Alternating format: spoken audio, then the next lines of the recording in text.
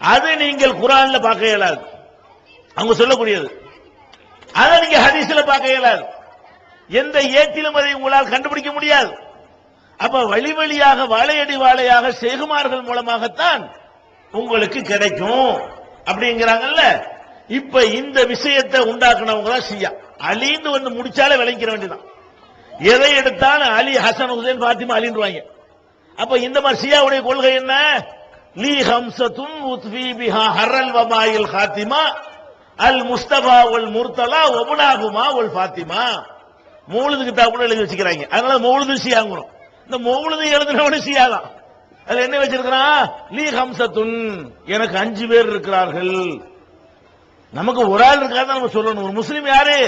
லீ வாஹிதுன், எனக்கு ஒருத்தன் தான் இருக்கிறான், அந்த ஏக இறைவன் தான் இருக்கிறான் அப்படின்னு சொல்லணும் முஸ்லிம்கள். இவன் என்ன பண்றான்? லீ ஹம்சத்துன், என்னைய காப்பாத்த 5 பேர் இருக்கிறாங்க, அவங்கள வச்சு நான் வந்து மறுமையில ஜெயிச்சிருவேன். 5 பேர் யாரு?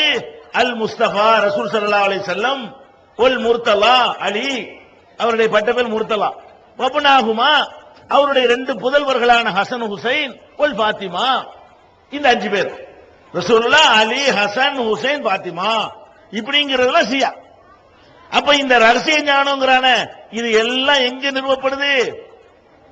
ஷியாக்களுடைய கொள்கை. இத இப்ப இவங்க சொல்லல. உங்க ஊர்ல சர்க்கார்கள் இருக்கிறாங்கல, இந்த சர்க்கார்னா வேற சர்க்கார் இல்ல, உங்க ஆயங்குடி சர்க்கார் நான் சொல்றேன். ஆயங்குடி சர்க்கார் உங்க சர்க்கார் பாருங்க, நோட்டீஸ் கூட சர்க்கார். என்னடா சர்க்காரு? எந்த கவர்மெண்ட்? மத்திய அரசா மாநில அரசாடா இது? என்ன சர்க்காரு? ஒரு மாநகராட்சியிலேயே சர்க்காரா இருந்தியா? சர்க்கார். இந்த சர்க்கார் கூட்டம் எல்லாம் இருக்குது, புதுசா சொல்லல.